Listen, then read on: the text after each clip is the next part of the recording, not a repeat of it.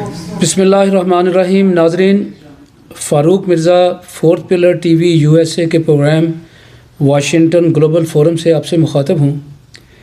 आज हम डॉक्टर सखावत हुसैन संदरालवी साहब जो अल मेहदी सेंटर ब्रुकलिन न्यूयॉर्क के रूह रवां हैं, उनके साथ एक मरकज़ में मौजूद हैं। आज हम उनसे बात करेंगे रमज़ानुल मुबारक में जो रोज़ा और रोज़े के बाद जो एक कुरान और हदीस के हवाले से जो आपस में इत्तफ़ाक़, यगानगत, सब्र और आपस में मोहब्बत चारा और इसी तरह के जो रोज़े के हवाले से जो रमज़ान की बरकतें हैं और जिस तरह मुसलमान एक दूसरे के साथ एक यगानगत रखते हैं, तो हम मुख्तलिफ़ सवालात आज इनसे करेंगे। डॉक्टर साहब एक बहुत बड़ी शख्सियत हैं, आप कॉलमिस्ट हैं और एक जर्नलिस्ट भी हैं, और उनका जो मकाम है वो एक इंटरनेशनल लेवल पे है और वो एक बैनुल मज़ाहब और ख़ुसूसी तौर पे यहाँ न्यूयॉर्क की जो कम्युनिटीज़ हैं उनको इकट्ठा रखने में, और ये अल मेहदी सेंटर जो है इसका बहुत बड़ा एक किरदार है। यहाँ बहुत सारे मसाइल डिस्कस होते हैं और बहुत सारी सॉल्यूशंस भी होती हैं। तो डॉक्टर साहब, आपको प्रोग्राम में आपको वेलकम करते हैं। बिस्मिल्लाह। डॉक्टर साहब, रमज़ानुल मुबारक का आगाज़ हो चुका है। हमने देखा कि पाकिस्तानी अमेरिकन डायस्पोरा जो है वो दीन और ख़ुसूसी तौर पे जो हमारी जो फैमिलीज़ हैं उनमें हमने देखा कि वो दीन के बहुत करीब हैं, और जब रोज़ा या ईद इसी तरह के हमारे इस्लामी त्यौहार होते हैं, जिस तरह हज़ूर पाक सल्लल्लाहु अलैहि वसल्लम की वलादत या उनका जो दिन होता है, उस पे लोग सड़कों पे निकल आते हैं और हज़ूर पाक सल्लल्लाहु अलैहि वसल्लम की मदह सराई में कोई कसर नहीं छोड़ते। अभी जो रमज़ान के महीने में हमने देखा कि कम्युनिटी जो है बहुत करीब आई है। आप ये बताएं कि क्या ये रमज़ान की बरकत है या फिर यह है कि हमारा ये एक दीनी कल्चर है? आप ज़रा इसको थोड़ा सा बयान करें ज़रा। बहुत शुक्रिया। अस्सलामु अलैकुम व रहमतुल्लाहि व बरकातुहू। सबसे पहले तो मैं आपका four pillar TV off USA की तमाम टीम का शुक्रगुजार हूँ कि आप अल मेहदी सेंटर तशरीफ़ लाए और आपने मुझे मौका दिया कि मैं टूटे फूटे अल्फाज आपकी खिदमत आलिया में पेश करूं और आपके फोरम के ज़रिए दुनिया भर में ये मैसेज जाए। अवलन तो मैं ये अर्ज़ करूंगा कि जब कोई चीज़ इंसान मिस करता है तो उस मिस्ड एलिमेंट से ऑब्वियसली इंसान की मोहब्बत ज़्यादा हो जाती है। हमारे बहन भाई जब अपने कल्चर, अपनी सकाफ़त, अपने आबाओ अजदाद के विरसे को छोड़कर बिलादे मगरिब में आए तो उन्होंने इस्लाम को, शरीयत को, तिलावत को, मस्जिद को, जमात को और वो यूनिटी और मोहब्बत के कल्चर को मिस किया। लिहाजा आपको मगरिब के अंदर रहने वाले लोग, या यूँ कहूँ जैसे जैसे मशरिक़ से मगरिब का फासला बढ़ता जाता है, वैसे वैसे इस्लाम से, कल्चर से, सकाफ़त से, बिरादरी से, अपने ओरिजिन से मोहब्बत बढ़ती जाती है। ये वजह है कि बिहम्दिल्लाह यहाँ पर लोग 12 रबीउल अव्वल को पाकिस्तान और इंडिया से ज़्यादा अच्छे अंदाज में बाहर निकलते हैं। मुहर्रम यहाँ पाकिस्तान से बेहतर अंदाज में हो रहा है। रमज़ान की बरकतें अभी आपने कल ही देखा होगा, मैं भी उस तकरीब में शरीक था यकम रमज़ान को, कि कोनी आइलैंड पे चरागा किया गया है। आप देख रहे हैं कि कपल ऑफ ब्लॉक्स में चांद सितारे लगे हैं, पाकिस्तान के निशान लगे हुए हैं। तो जैसे जैसे इंसान अपने ओरिजिन से दूर होता है वैसे वैसे उसके दिल में मोहब्बत बढ़ती है। सानियन मैं ये अर्ज़ करूँगा कि रमज़ानुल मुबारक में जो ज़्यादा आप मोहब्बत देख रहे हैं, भाईचारा देख रहे हैं, ये वाहिद महीना है जिसमें 29-30 दिन हम फैमिली की तरह बैठकर इफ्तार करते हैं। क़ुर्बत से दूरियां बढ़ती हैं, دوریاں ختم ہوتی ہیں، قربت سے دوریاں ختم ہوتی ہیں، وہ جو ہمارے اندر تباعد ہوتا ہے وہ ختم ہو جاتا ہے۔ پھر شیطان ملعون کیونکہ اس پورے مہینے میں ڈیٹین ہو جاتا ہے، گرفتار ہو جاتا ہے، تو وہ جو ہمارے ذہنوں میں وسپرنگ ڈالتا ہے، وسوسے، وہ بھی نہیں ہوتے۔ ثالثاً میں یہ عرض کروں گا کہ مسلمان بالاخص پاکستانی ایک نہایت غیرت مند، شریف اور اچھی قوم ہے۔ وہ جہاں گئے پچھلی صدیوں میں بھی، اس صدی میں بھی انہوں نے اپنے اچھے اثرات چھوڑے ہیں۔ انشاءاللہ ہم اور بہتر انداز میں امریکہ میں کوشش کریں گے کہ یونٹی کا خیال رکھیں، امت مسلمہ کو متحد رکھیں، اور اپنی عظمت رفتہ جو اسلام کی ہے اور ہماری ثقافت کلچر کی ہے اس کو بحال کریں۔ ڈاکٹر صاحب، آپ نے رمضان کی جو برکتیں ہیں اور جو بلیسنگز ہیں، اور پھر ہماری کمیونٹی کے حوالے سے اسلام کے قریب ہونا اور تہوار منانا، تو اس سے بالکل واضح ہو گیا کہ جو مسلمان کمیونٹی ہے وہ دین سے محبت کرتی ہے اور حضور پاک صلی اللہ علیہ وسلم سے اور ان کے قریب ہے بہت زیادہ، اور ان کے احکامات پہ بھی عمل کرتی ہے۔ اس کے ساتھ ساتھ مسلمان کمیونٹی میں ایک تھوڑی سی تکلیف دہ بھی بات ہے کہ ابھی رمضان کا جو چاند نظر آنے میں ہمارے بہت زیادہ اختلافات سامنے آئے۔ ہمارے جو مختلف مساجد میں ہمارے جو امام ہیں انہوں نے کمیونٹی کو ڈیوائیڈ کر کے رکھ دیا۔ اب آپ دیکھیں کہ کچھ لوگوں نے روزہ رکھا، کچھ لوگوں نے روزہ نہیں رکھا، اور بعد میں پتہ چلا کہ کچھ اس طرح کا بھی تاثر دیا گیا کہ ایک جو علماء کا رخ جو ہے وہ سعودیز کی طرف ہے، اور دوسروں کا وہ اپنے اپنے جو نیٹ ورک ہیں ان کی طرف ہے۔ تو بیسیکلی اب یہ ہوا کہ کمیونٹی جو ہے پہلی دفعہ نہیں بلکہ ہر سال 2-3 عیدیں مناتی ہے، اور پھر روزے بھی اسی طرح وہ اس غلط فہمی کی وجہ سے وہ صحیح طریقے سے آبزرو نہیں کر سکتی، پھر وہ شرمندہ رہتے ہیں، اور پھر وہ مختلف علماء سے اس ہدایت لیتے ہیں کہ اگر گناہ ہو گیا یا وہ بہکاوے میں آ گئے تو اس کو وہ اللہ سے کس طرح معافی مانگیں۔ تو آپ یہ بتائیں کہ چاند دیکھنے کا صحیح طریقہ کیا ہے، اور پھر اس کا اعلان کرنے کا کیا طریقہ ہے؟ آپ قرآن اور سنت کے حوالے سے ذرا تھوڑی سی رہنمائی فرمائیں سر۔ بسم اللہ الرحمن الرحیم، السلام علیکم جمیعا ورحمۃ اللہ وبرکاتہ۔ رمضان مبارک و کریم۔ سب سے پہلے تو میں آپ کا شکر گزار ہوں کہ 4 pillar T we of USA کی طرف سے آپ المہدی سینٹر میں تشریف لائے اور مجھے موقع دے رہے ہیں کہ میں آپ کے چینل کے تھرو پوری دنیا میں امت مسلمہ کا یہ موقف بیان کروں۔ اس سلسلے میں یہ گزارش کروں گا کہ فمن شاہدہ منکم الشہر فلیصمہ۔ قرآن مجید سورہ بقرہ میں آج ہی ہم نے پڑھا ہے کہ جو بھی تم میں سے شہر کو دیکھے، شہر کہتے ہیں مہینے کو، ہلال کہتے ہیں چاند کو، مراد وہی ہے کہ جو تم میں سے چاند کو دیکھے تو وہ اس پہ لازم ہے کہ وہ روزہ رکھے۔ اب اس میں ٹیکنیکلی بہت لمبے چوڑے استدلالات ہیں، وقت نہیں ہے، مختصر کرنا ہے۔ میری نظر میں شاہدہ سے مراد ضروری نہیں ہے کہ نیکڈ آئی سے دیکھے، بلکہ اگر ثابت ہو جائے، جیسے 2 لوگ گواہی دے دیں، شیعہ ہو جائے گروپ یا حاکم شریعت اعلان فرما دیں تو کیسے ہم تسلیم کر لیتے ہیں۔ اسی طریقے سے سائنٹیفکلی اگر ثابت ہو جائے تو روزہ رکھا جا سکتا ہے۔ اگر ہم شیعہ اپنے مراجع سے، اہل سنت اپنے مفتیان کرام سے مشورہ کر کے ہم 1 سال کا کیلنڈر خاص طور پہ نارتھ امریکہ کے لیے نکال لیں، جہاں ہمارا مذاق اڑ رہا ہے، تمسخر اڑ رہا ہے، بلکہ میں پاکستان والوں کو اس سے بہتر سمجھتا ہوں۔ پاکستان میں آج دیکھ لیں شیعہ اور سنی بلکہ تمام مذاہب، تمام فرقے ایک ہی دن روزہ رکھتے ہیں، ایک ہی دن عید کرتے ہیں۔ یا ہم جب حج پہ جاتے ہیں تو ہمارے نزدیک تو ثابت نہیں ہوتا کہ 9 ذی الحج ہے، ہم 10 کو قربانی کر دیتے ہیں، 9 کو حج پڑھ لیتے ہیں۔ تو وہاں کس طرح ہم پڑھ لیتے ہیں، اعتبار کر لیتے ہیں، اللہ قبول فرما لیتا ہے۔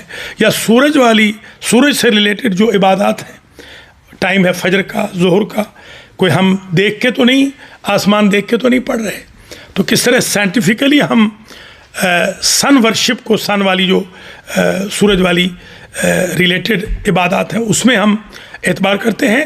مون والی چاند والی میں بھی ہو سکتا ہے، البتہ اس میں اجتہاد کرنا ہوگا، سب کو آگے آنا ہوگا، ایگوٹزم کی قربانی دینی ہوگی، اور ایک ید واحدہ بن کے ویسٹرن کلچر میں ثابت کرنا ہوگا کہ رمضان ایک دن شروع ہوگا، عید ایک دن ہوگی، جیسا کہ پاکستان میں ہو رہی ہے۔ اگر پاکستان والے یہاں پہنچ گئے ہیں تو ہم کیسے نہیں پہنچ سکتے؟ مولانا صاحب ایک اور بھی رہنمائی فرمائیے گا کہ ابھی آپ نے ایگوازم کی بات کی ہے، آپ نے اس کا سادہ سا مطلب جو مجھے نظر آتا ہے کہ کچھ ایلیمنٹ ایسے بھی ہوں گے جو اپنا ذاتی مفاد کے لیے یا پھر ایک امت مسلمہ میں پھوٹ ڈالنے کے لیے بھی وہ یہ ایسے اناؤنسمنٹ کرتے ہوں جو ان کی ذاتی فعل ہو سکتا ہے، اور آپ یہ بتائیں کہ اجتماعی طور پہ بگاڑ پیدا کرنا، مس گائیڈ کرنا، اور پھر سنت رسول رکھتے ہوئے اور ایک امامت کا ایک ان کے پاس ایک وہ بھی ٹائٹل ہو، تو پھر آپ مجھے بتائیں کہ اس کی سزا کیا ہے، اور اس میں دین اور اسلام کے حوالے سے ان کو کیا ایسا کرنا چاہیے، اور پھر آپ یہ سزا بھی بتائیں، اور پھر اس کا حل بھی بتائیں کہ کیا ایسے عناصر جو ہیں کیا ان کو امت مسلمہ کی ہدایت کے لیے ان کو رہنا چاہیے، یا پھر آپ تھوڑا سا اس سلسلے میں بھی میرے خیال میں جو ہمارے علماء کرام ہیں، اس وجہ سے نہیں کہ میں خود مولوی ہوں، وہ بالکل مس گائیڈ نہیں کرتے، خدا نخواستہ ان کا کوئی ایگوٹزم نہیں ہوتا، وہ مسکین تو خدمت کر رہے ہوتے ہیں۔ کچھ لوگ ہوتے ہیں شرارتی جو ان کو ڈیریل کرنے کی کوشش کرتے ہیں، امپلائی ہیں بیچارے، ملازم ہیں مثال کے طور پر، ان کو غلاموں کی طرح رکھا ہوا ہے، تو اس میں ضرور ایسی صورت کبھی پیش ہو سکتی ہے۔ جو حر اور آزاد مولوی ہیں بالکل وہ کسی کے کہے میں نہیں آتے، 99.9% جو ہمارے علماء کرام ہیں وہ اپنا فریضہ بالکل صحیح انجام دے رہے ہیں۔ میں سمجھتا ہوں کہ اگر کوئی عالم ایسا ہے نعوذ باللہ کہ جو ایگوٹزم کی خاطر یا اپنی شہرت کی خاطر امت کو ڈیوائیڈ کرتا ہے، تو اس کو تو امامت کا حق ہی نہیں ہونا چاہیے، اس کا تو بائیکاٹ کر دینا چاہیے۔ ایسے عموماً ہوتا نہیں ہے، ہمارے یہاں غلط فہمیاں ہوتی ہیں۔ میں امید رکھتا ہوں کہ علماء کرام اور لیڈران، مراکز کی انتظامیہ، مساجد کی انتظامیہ، کمیونٹی لیڈرز مل کے انشاءاللہ اس مسئلے کو حل کر لیں گے۔ ڈاکٹر صاحب، رمضان کا مہینہ ہے، اس کی بے شمار برکتیں ہیں اور قربانیاں ہیں، لوگ ایک دوسرے کے ساتھ پیار محبت سے رہتے ہیں، اور ایک یونٹی کا ایک بہت بڑا ایک نمونہ سامنے بن رہا ہے۔ آپ یہ بتائیں کہ رمضان کے مہینے میں زیادہ تر جو ہم آبزرو کرتے ہیں وہ صبر ہے، یہ بتائیں کہ صبر جو ہے وہ کیا ہے، اور اس کی کیا اہمیت ہے اسلام کے اندر، جس کو میں برداشت بھی کہتا ہوں، صبر اور برداشت، ذرا اس پہ ذرا تھوڑی سی روشنی ڈالیں، اس کی کیا اہمیت ہے؟ بسم اللہ الرحمن الرحیم۔ قرآن مجید میں 2 جگہ ذکر آیا ہے، یا ایھا الذین آمنوا استعینوا بالصبر والصلاۃ، اور واستعینوا بالصبر والصلاۃ۔ اس صبر سے مراد پیشنس بھی ہے، اسٹیڈ فاسٹ بھی ہے، اور اسی صبر سے مراد خود روزہ بھی ہے۔ روزے کو صبر کہتے ہیں، یعنی روزہ خود صبر ہے۔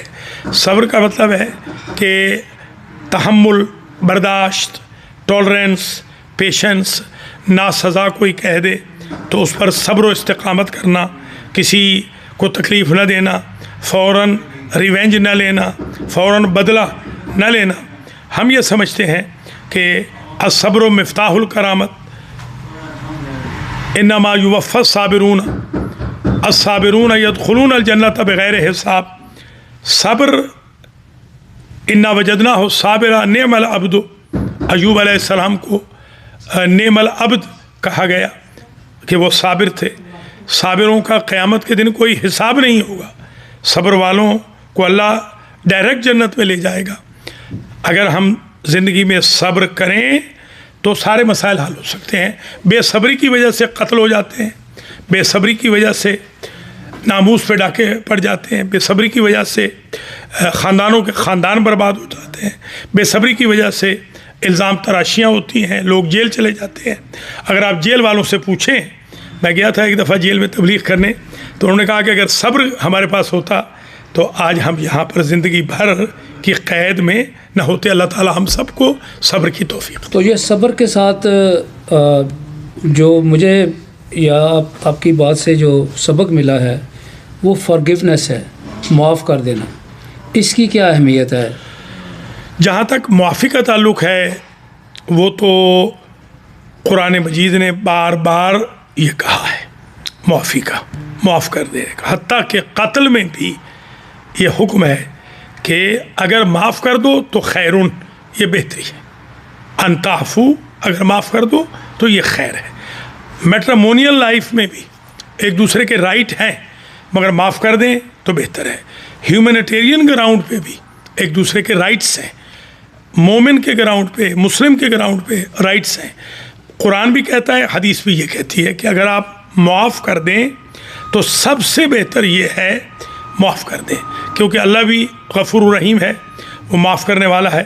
اگر آپ دنیا میں معاف کریں گے دنیا کی چھوٹی چھوٹی کوتاہیوں کو تو آپ کے اور ہمارے بڑے بڑے گناہ اللہ معاف کرے۔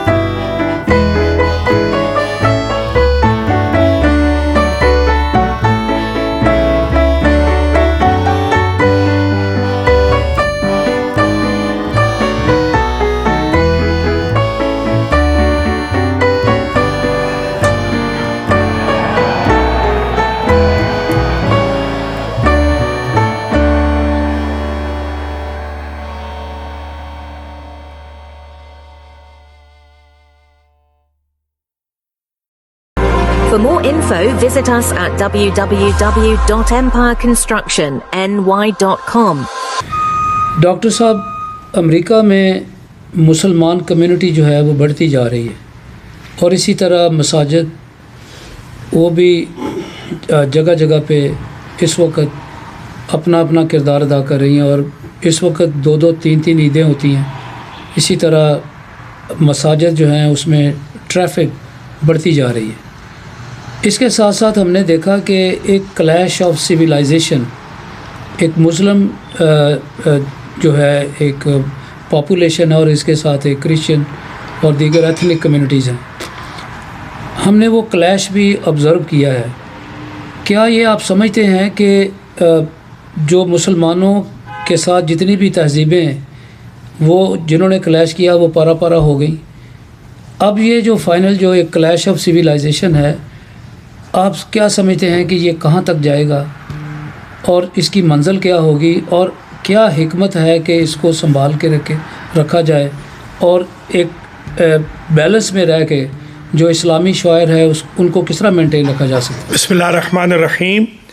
قرآن مجید کا ارشاد ہے، ادعو الی سبیل ربک بالحکمت والموعظۃ الحسنہ، اے میرے حبیب اپنے رب کے راستے کی طرف بلائیں حکمت کے ساتھ، وزڈم کے ساتھ، اور بالحکمت، حکمت کہتے ہیں حکیمانہ فیصلوں کو، موعظہ حسنہ، وقولوا للناس حسنا واقیموا الصلاۃ، نماز سے پہلے قرآن نے کہا کہ اخلاق سیکھو۔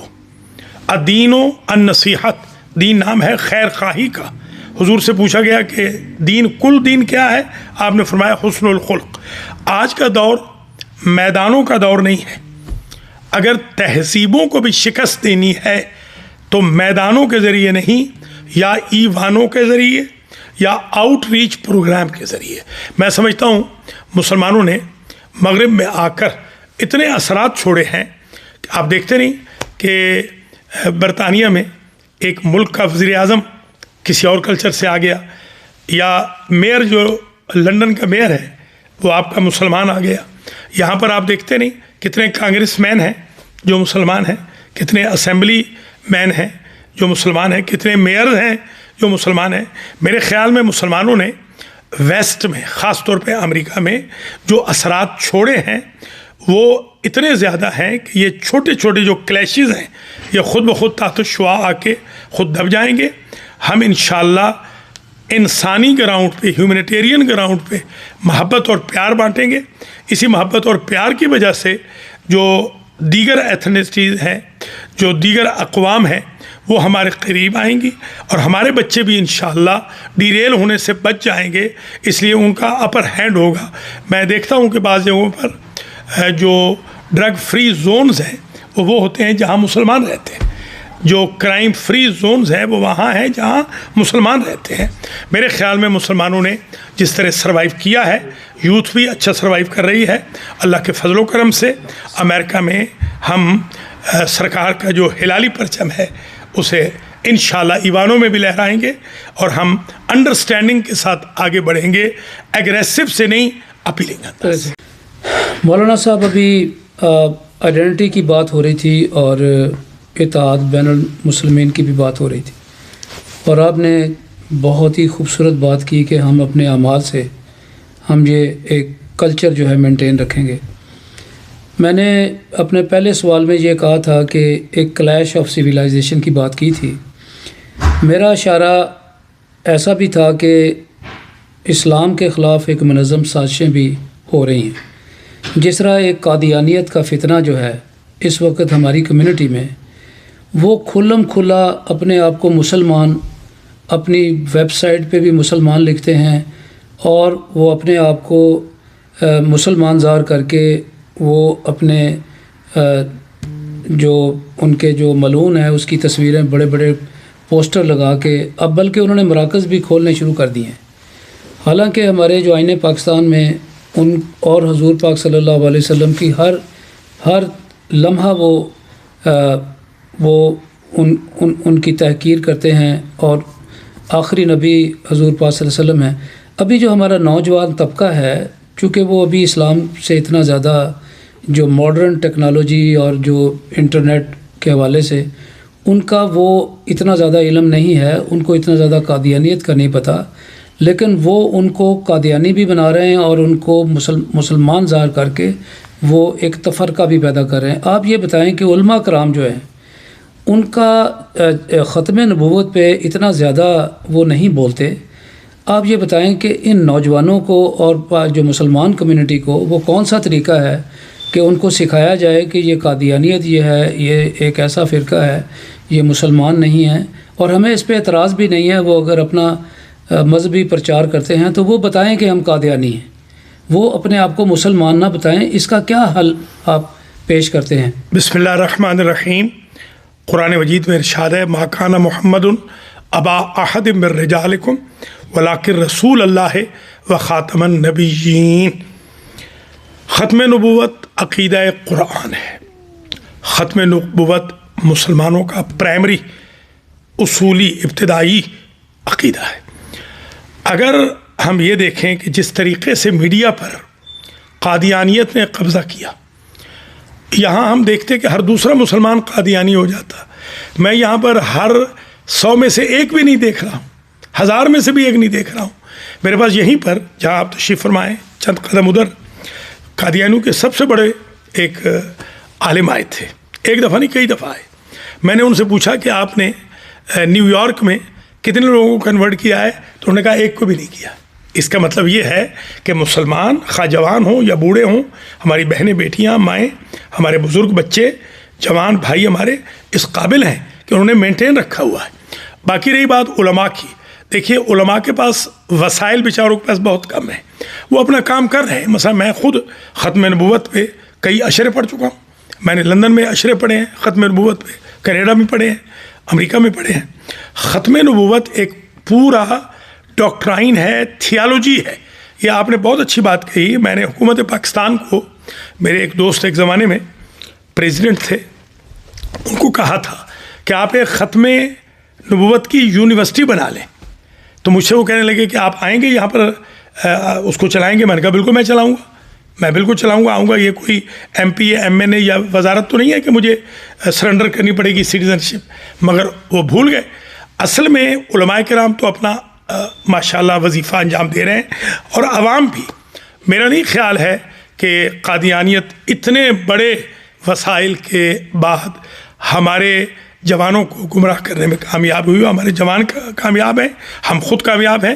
فتنہ قادیانیت سے انشاءاللہ ہم نہ کبھی مرعوب ہوئے ہیں نہ کبھی ہوں گے.